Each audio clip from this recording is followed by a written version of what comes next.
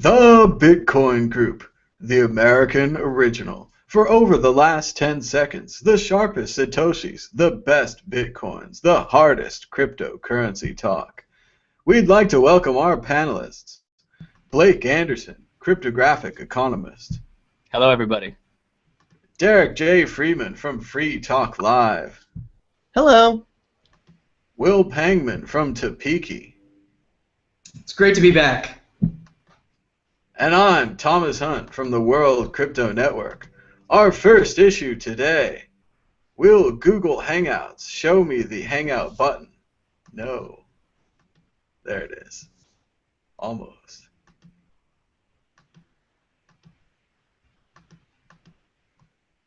RippleLabs fined $700,000 by FinCEN. Ripple, the centralized cryptocurrency that banks love, was recently fined by FinCEN for willful violations of the Bank Secrecy Act.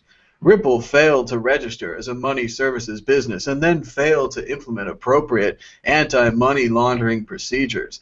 They also failed to file 3 suspicious activities reports, including one for Roger Ver, who purchased $250,000 in XRP via email. Ripple didn't require a Know Your Customer form because, as you know, everyone knows Roger. Blake Anderson, your thoughts on RippleLabs? Well, I mean, what Ripple is trying to do is they're trying to bring blockchain technology to the mainstream, into banks, and to help to decimate the overhead that we spend on infrastructure and security and stuff like that, which is like, good, good, good. Nobody's going to come in and be like, that's a terrible idea, you people. But what has happened is they have to centralize certain things and certain services to make it so that they can interact with the legacy banking system, which is antithetical to everything that Bitcoin represents as pure decentralization.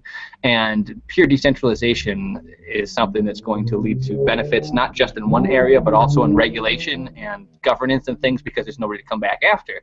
When you have a situation like Ripple with their pre-mined coins, I can't extrapolate as to all of the things that they're going to violate in terms of quote-unquote competing with the legacy system. So I think that, you know, either they will learn and start to get some kind of a crony capitalist relationship with the legacy system, or they'll continue to be fined until they're unable to do business. Derrick J. Hoping for some sweet spot in the middle where they can be a little bit compliant and not be fined out of existence. Like, there has to be some sort of way, if there are some lawyers listening now and you see the value in blockchain technology, you may consider that it would be a better world if we could use more of these things in the old legacy banking system, could transition into a world where people are more independently controlling their own wealth. If you see the value in that, like, please step up and help Ripple appeal these charges. Like, it just wouldn't seem right to me that people would go to jail or be fined or both for essentially just serving customers. No one has alleged any fraud on Ripple's behalf. It's simply not following the government's orders, and that I don't think should cost $1 million. And especially to Roger Ver. We know who Roger Ver is. Go ahead, Blake. Well, they were orders that were given relative to the legacy system. This is no longer the legacy system that we're dealing in, too. So I think that it's interesting to see, you know, hopefully they'll have some kind of impact on policy. They'll hopefully be able to afford the fines and then say, hey, look, the reason that you have these you know, rules are for a legacy system. And I'm not talking about the neo-custodianship of funds, but you know, hopefully it can drive some change. Will Pangman. So, you know, it's always important to make the distinctions between RippleLabs, and XRP. So, you know, RippleLabs is the company, XRP is the monetary unit or vehicle or asset or whatever they're calling it. They're not calling it a coin, but it's, you know, it's a crypto asset or whatever, and they sold that asset without any KYC in the early going quite a bit. You know, that is going to come back to bite some of these companies, especially the ones that are domiciled in the United States. So this is like a baptism for Ripple. They have been in talks with, you know, regional Federal Reserve banks, major international banks, settlement banks, all kinds of different houses of finance, and they're cooperating with them, and they really want to be the settlement system of the future among all these institutions. That's going to preserve some of these institutions longer than otherwise, and because RippleLabs has been in this community from probably basically the beginning, 2010, 11, and that means that they're certainly offering a helping hand to the legacy institutions to try and bring them up to snuff, as Blake mentioned, with their security and 21st century financial settlement essentially. So I don't think we could see this as anything bad unless you look at the fact that now Ripple is assuredly not decentralized really at all. So you can stop thinking of them as one of the decentralized cryptocurrencies. And if that's bad in your opinion, then that's the bad thing. Other than that, this is their baptism by fire. They're now going to be able to play in the big boys sandbox. I think generally that's good. I don't think any of these calcified systems with all of their over-leveraged problems can survive, without major issues. There might be a few survivors out of the handful or 2 or 3 handfuls that there exist, and that's coming one way or another. So this is a crash landing maybe, and this is Ripple's baptism by fire. They have plenty of resources and 80+ employees, and they're happy to pay this fine, I'm sure. And I've read some comments where they're like, it burns, but yay. So good for Ripple. They're now part of the legacy system. Will's right. In the long run, it'll be good for Ripple. Exit question: who will FinCEN find next? Blake Anderson. Well, it's interesting. There's a lot of the crowd sales and startups and stuff like that. And when people call things like a share or a future or a security, and then they're going to go and try to sell things through channels where they're not allowed to be called that, I think that there's going to be some kind of a blanket jurisdictional decision that you can't do that, and I think that'll be coming down the pipe next. And if done well, it'll stymie it all at once. But I mean, we're talking about the government here, so the odds of that happening are about 0%. Derrick J.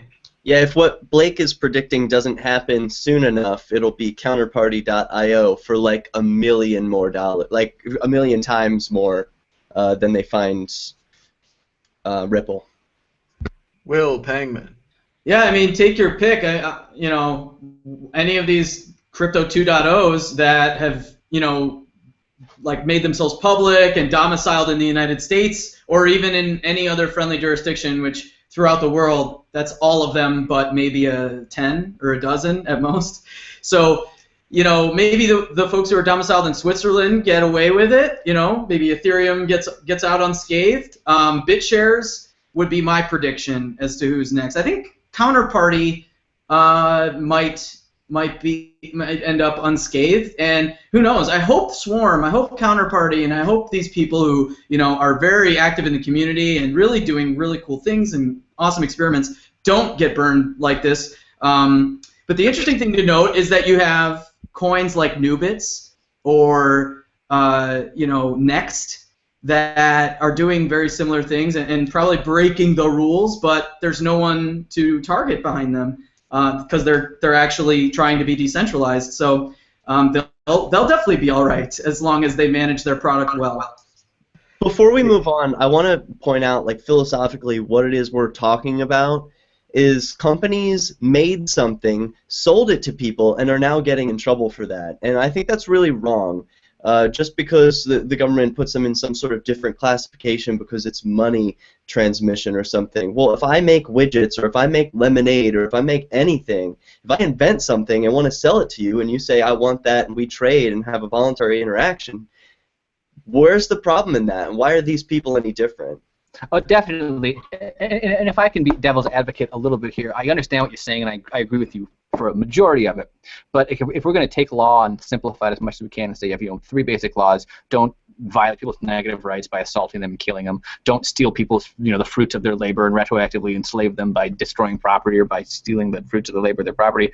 And then the last one is contract law and mutual assent. And if you're going to sell futures, for profit in your company and you're going to do it in a certain way. Yes, the government is way overbearing and there's a lot that they touch that they shouldn't, but at the same time it really is kind of a complex situation when people are selling promises or selling trust to some extent without a centrally regulated entity. And I'm not saying that we should have a giant world government that solves this problem, but at the same time it's like this is a little bit of a gray area. So as much as I would like to say the government should just really take a hike on this and they have nowhere to put their hands in, I think that maybe we could use the internet or some kind of other system to help help people absorb less risk than a centralized corruptible institution. I agree and I hear you, but buyer beware applies at all times, 1,000 years ago as it does today. Especially on an intangible product. And the answer is, first they came for the crowd sales. Moving on, issue 2. BitReserve targets India's remittance and mobile payment markets.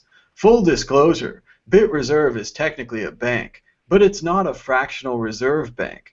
BitReserve is a bank that holds gold, silver, platinum, USD, euros, etc., and allows you to hold tickets that represent that gold.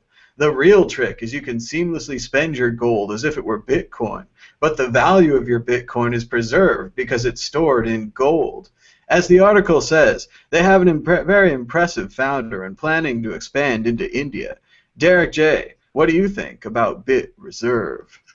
Yeah, just going to say real simply, I love it. I think this is a great idea. I would love to see some competition of someone providing pretty much the exact same service just so that they can compete and one-up each other and make each of their services better. But as for now, I will wait and see what comes with BitReserve. And I would even use them if it's possible in the U.S. There is a Vaultoro, which is a Swiss exchange, which will allow you to trade your bitcoins for gold in much the same way as BitReserve. And you can use BitReserve in the US, UK, and they're expanding to India. Will Pengman, your thoughts? Yeah, this market is really, it's been waiting for some really capable, responsible entrepreneurs to get in there and solve this problem. There is something like 8 figures. It's over 10 million Indians working abroad as migrant workers or just, sending money back home. That's the UK, US, and mostly in the Arab nations, Saudi Arabia, Israel, these kinds of countries. That's a huge problem that needs solving, and of course, with the density of the population there, and the tech centers there. Bangalore is a huge tech center. This could skyrocket and become very popular. I'm really looking forward to it. I have been keeping keen eyes on companies like BitReserve because they're aggressively doing KYC AML things for in these jurisdictions that are completely unfamiliar or largely unfamiliar with a lot of the overbearing, onerous, let's just say, KYC AML requirements that the West and certainly the US are used to. So that's the downside is, I think they're a far way away, BitReserve is, from that downside at this point, but it's certainly on the horizon to be looked at and something that the community should be discussing outwardly and openly. How aggressively is this becoming a data honeypot, basically? I think it's really great that people would be able to hold their money in gold, something that has a steady value and you don't have to worry about like you have to worry about Bitcoin. And then to spend in Bitcoin, it really does seem like the best of both worlds. Blake Anderson, your thoughts? Yeah, I really agree. Historically, India has had a lot of problems with overheating. They have been just rocketing into the 21st century, and there's, this giant deviation in the population of white wealthy people, very, very hyper wealthy people, hyper poor people, and then the deviation seems to be getting bigger and bigger. One of the best ways to solve this problem with overheating causing a split in the population is by having liquidity into things that are good storage, stable value mediums, things like gold. India and China have been collecting lots of gold recently. So to increase the liquidity through transaction back and forth between mediums in an economy like India that's susceptible to overheating it's fantastic. I can only imagine that this company went over information and was like, look, there's a huge opportunity right here. It seems like probably one of the better business models that you could make if you were to look at the macro information about the globe to see where money wants to go and how to get it there. So that being the case, I'm very excited. Hopefully it's executed in a very elegant way. Exit question. If you could hold your Bitcoin in one precious metal or foreign currency, which one would you choose? Derrick J. Gold. Gold is money.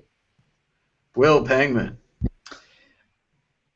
I want to say gold, but I think I'm going to go off script a little bit and say new bits, which is essentially pegged to the dollar. Makes going in between fiat and Bitcoin per se much easier, and it's really if you want to stay in crypto, that's the way to do it. So as a linked currency, gold certainly, but new bits is the one I use most frequently right now.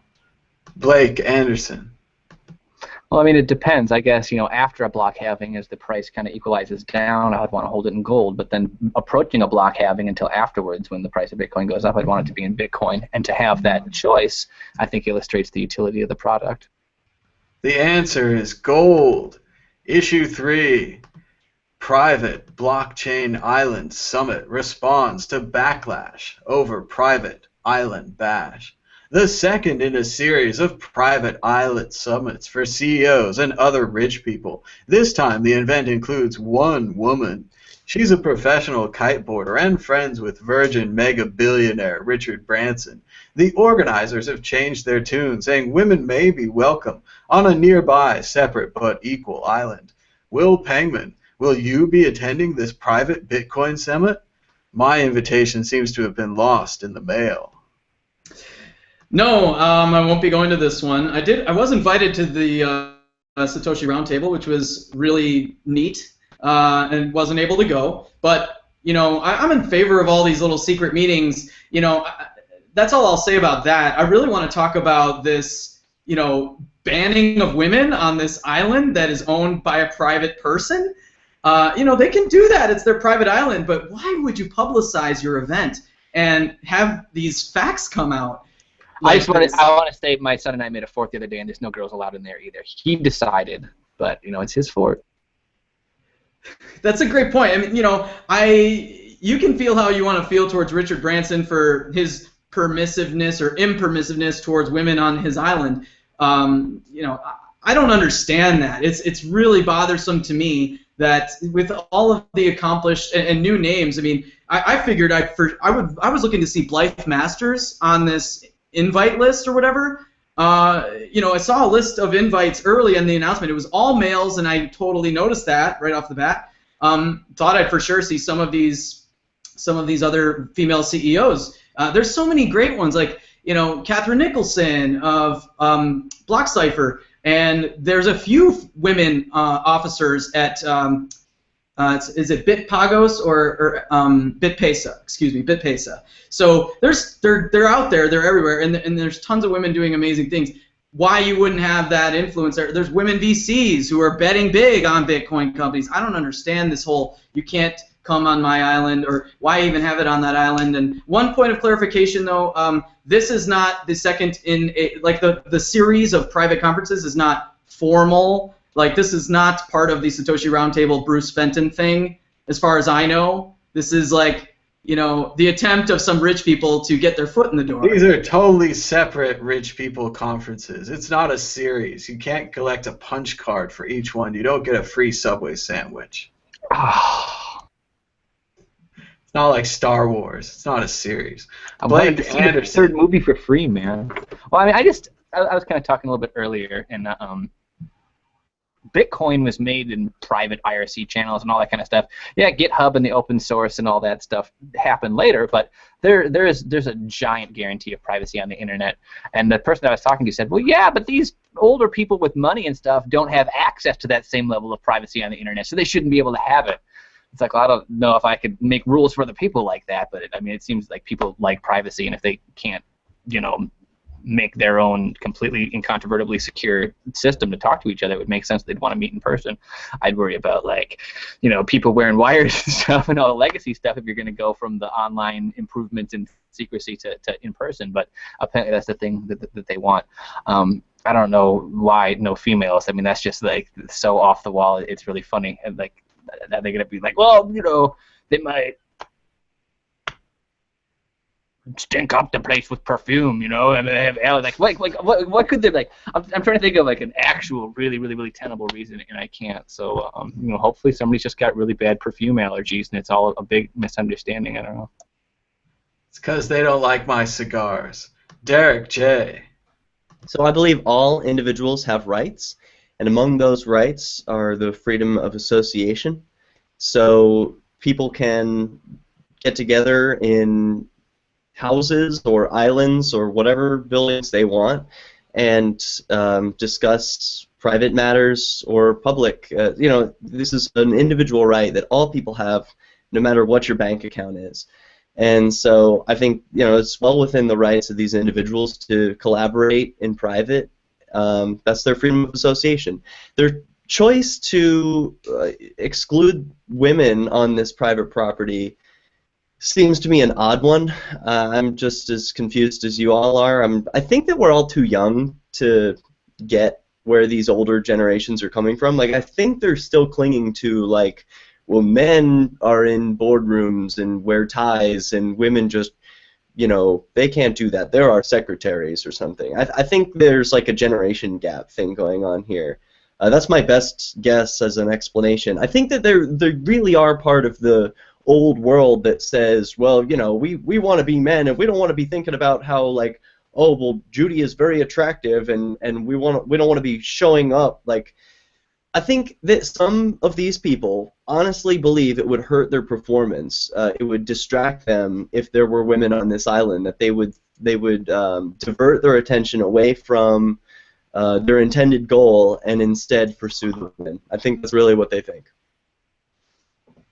Exit question. Would Satoshi Nakamoto approve of these private gatherings of billionaires discussing his invention? Will Pangman. Everything I've read about Satoshi, or from his hand or mind or whatever, indicates to me that he is probably thinking about it and has a private opinion, but he would not share it. So I bet he would ignore it. Blake Anderson.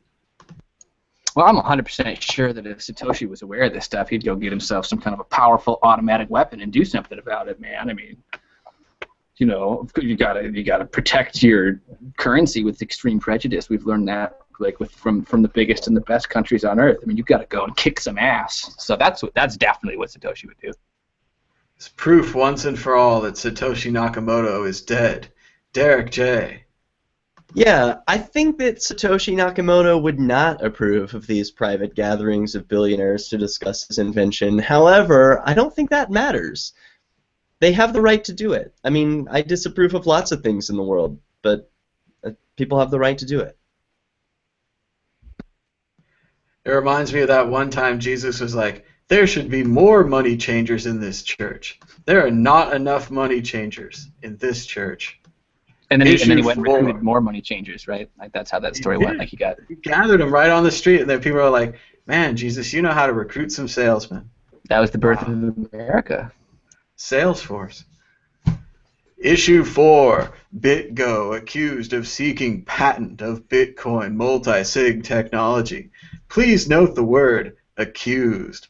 After the Reddit headline, what the fuck? BitGo is trying to patent multisig, boycott, rock the Bitcoin world. We had ourselves a nice little debate on Twitter and other social media platforms where Peter Todd and others agreed.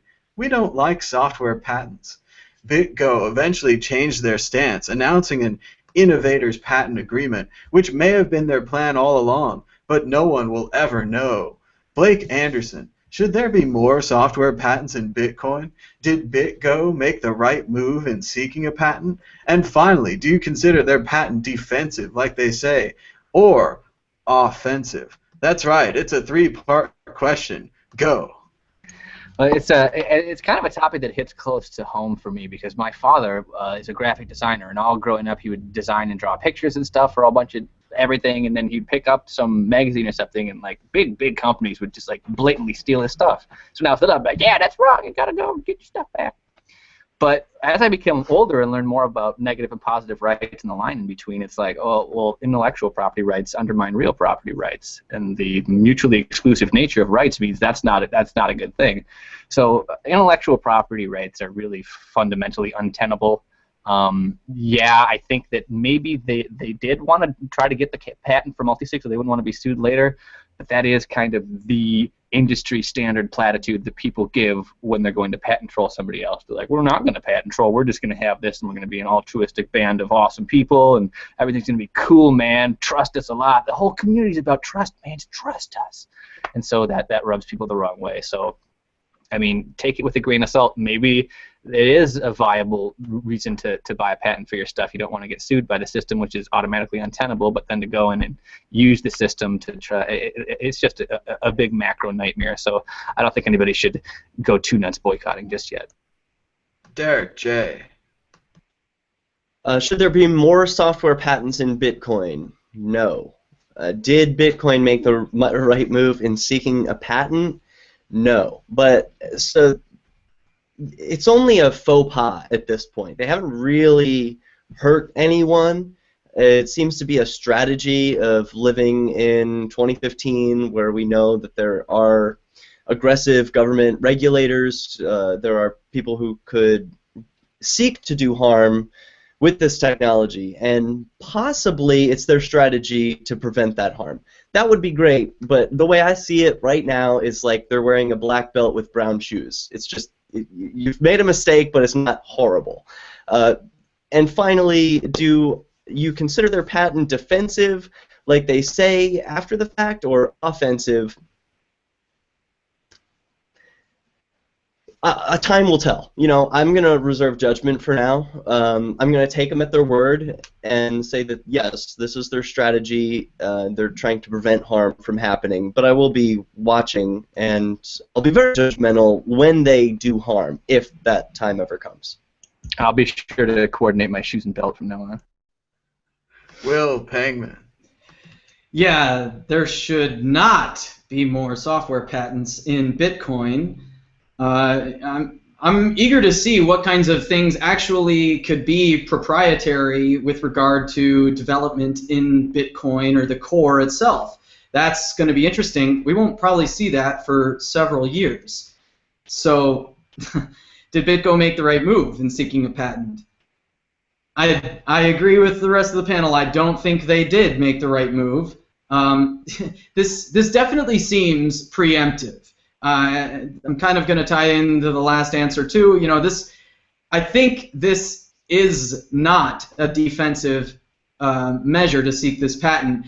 It seems to me that business models in the Bitcoin space, especially among the companies that are working most closely with and delivering most frequently products or related innovations on the core, that those companies, that business models are in uncharted territory. They have a vision of how to be profitable one day, and it's probably never been attempted before, and that's awesome. You know, that BitPay, BitGo, companies like this are going that route, Chain.com, and so on and so on. But they may never be profitable because of that reason. You know, I'm sure there's creativity out there that could come up with, you know, monetization schemes that are equitable and wonderful for the community at large, but that's down the line. So it seems to me that because of being on shaky ground and seeing other multi-sig developments come out of other Bitcoin core-focused companies like the API building companies and so on, that they are trying to protect their market niche or trying to protect their, you know, what they've captured already in the market.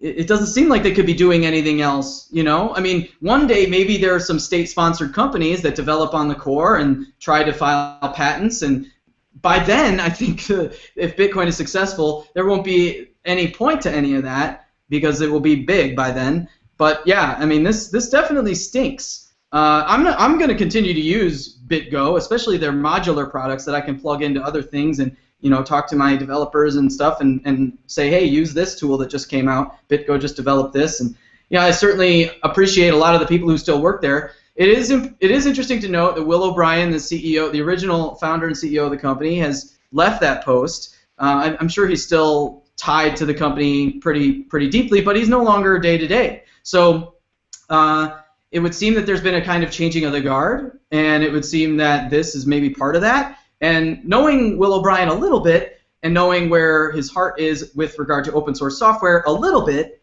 it would seem to me that he might not have been a fan of this, and who knows. Ben Davenport is still at BitGo as far as I know, and he's an incredible advocate for open source software and developments in Bitcoin, and he's been a great angel investor and all these things. So it's curious. I'd love to hear Ben Davenport talk about it. Maybe he can't because it wasn't his call. Who knows? It's tough. I mean, a similar thing happened at Apple. I mean, you have left brain reasons to do things and right brain reasons to do things. And I think that if we ask this same question from both perspectives, the left brain thing to do is to get the patent. Why would you want to risk the sacrificing of any rights or potential risk management down the road? The left brain says, yeah, go get the patent today. Right brain says, what are the people going to think of us for doing this? What are the actual consequences of going and trolling somebody else's patent down the line that we should have been competing with in the free market? So, I mean, I think that there is a big set of understanding as far as that goes. When you have a company, they're going to have to work in a very logical and linear fashion. And people like Steve Jobs or whoever that want to come and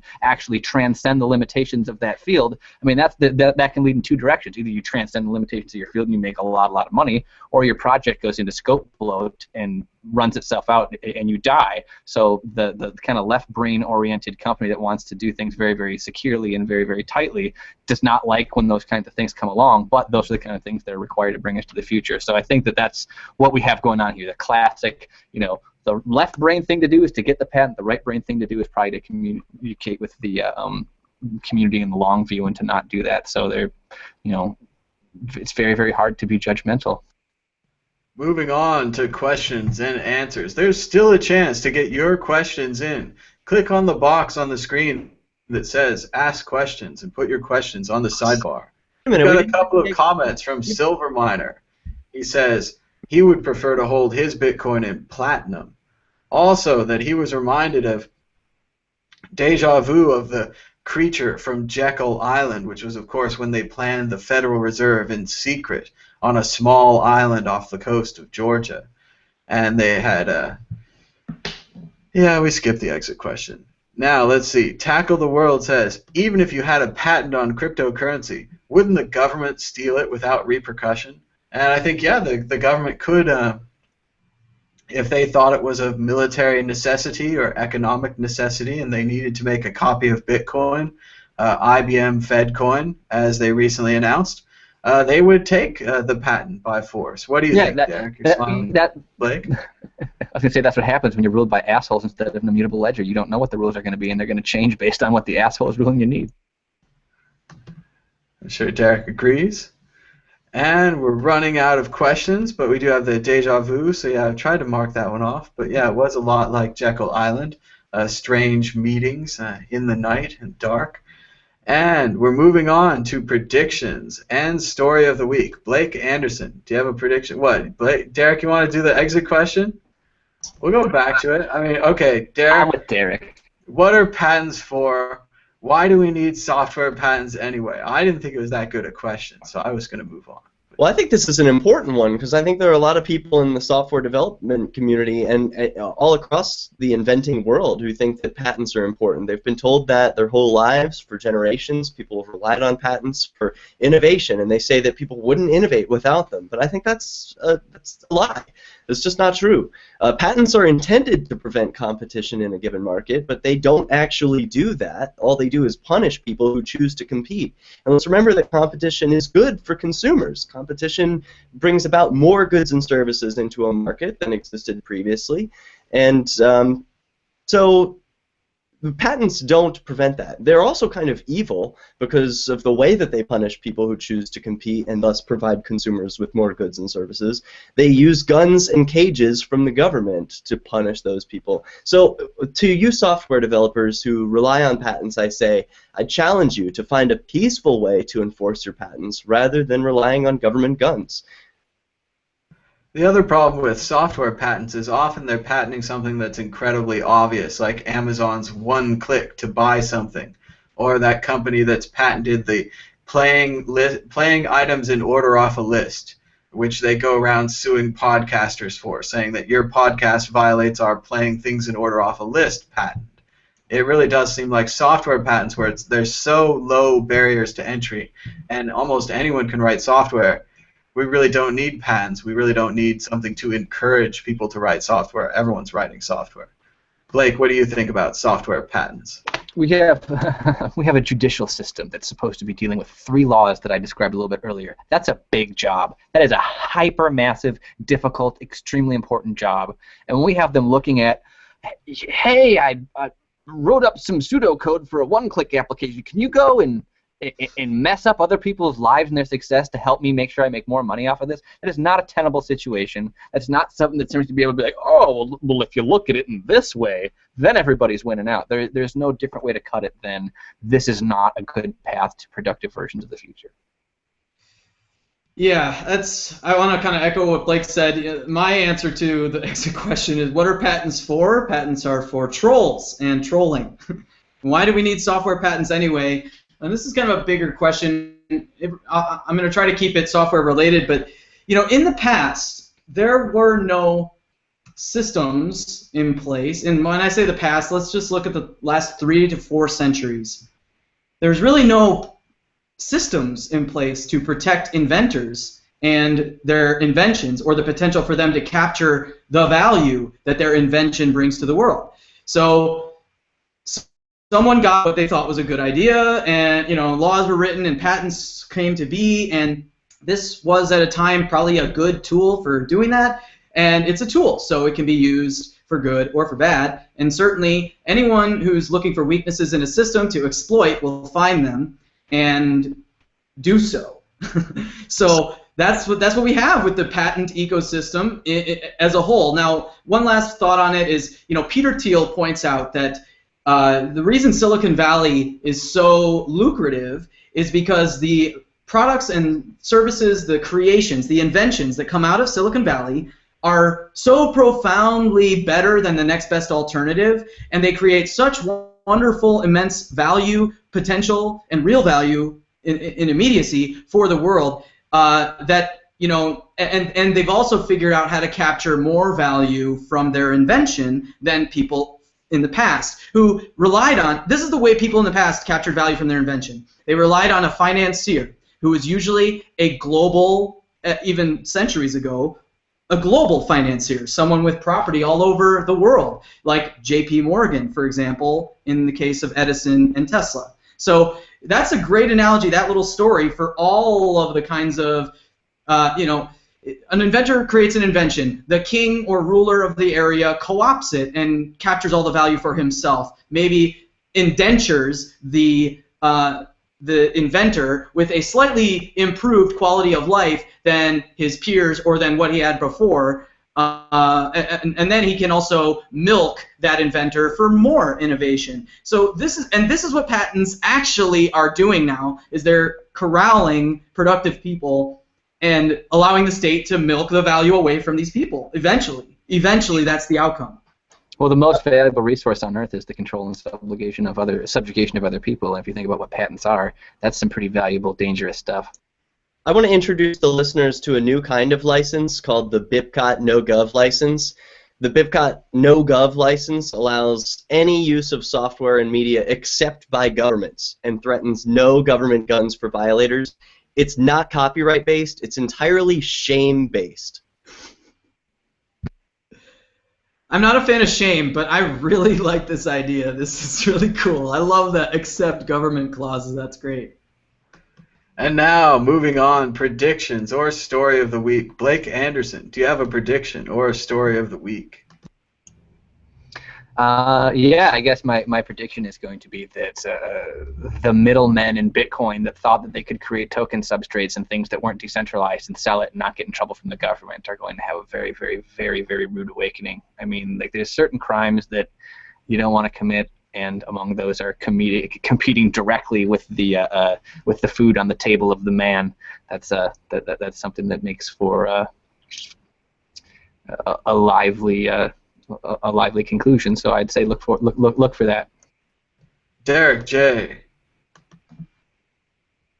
story of the week. This is not a paid advertisement. This is just something I've been waiting for a long time that finally exists. It's called WageCan. It's a mobile wallet like many other wallets you're familiar with, where you can send Bitcoin to an address that you control, and you can get a debit card or credit card that is usable all around the world, anywhere where international MasterCard is accepted. So all throughout the United States and most parts of the world, you can spend your Bitcoins from your Bitcoin wallet immediately using a debit or credit card. You can also have a savings account with WageCan, which accrues interest. So this is unlike anything that's ever existed before, and I use it.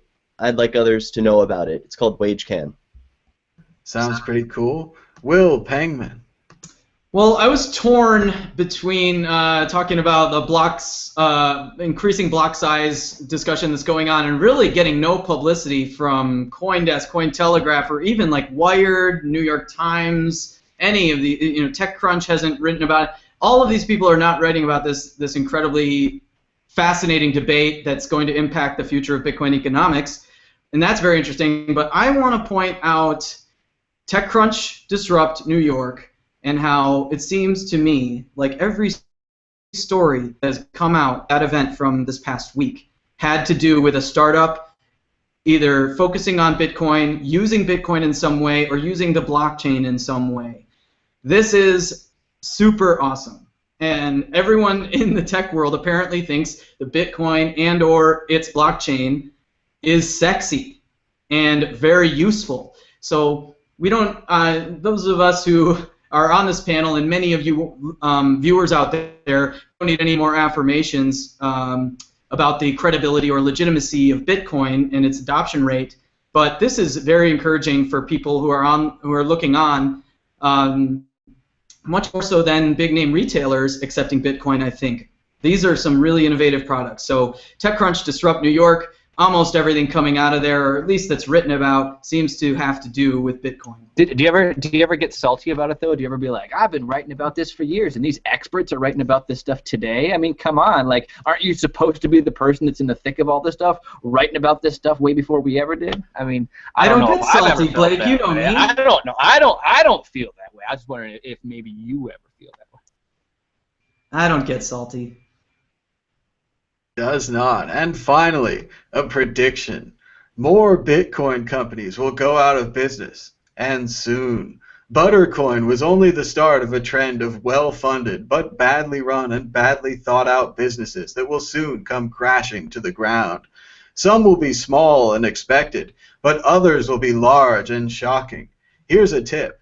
It might take me a bit to pay, but I could always change. Oh, we're out of time. Until next time. Bye-bye.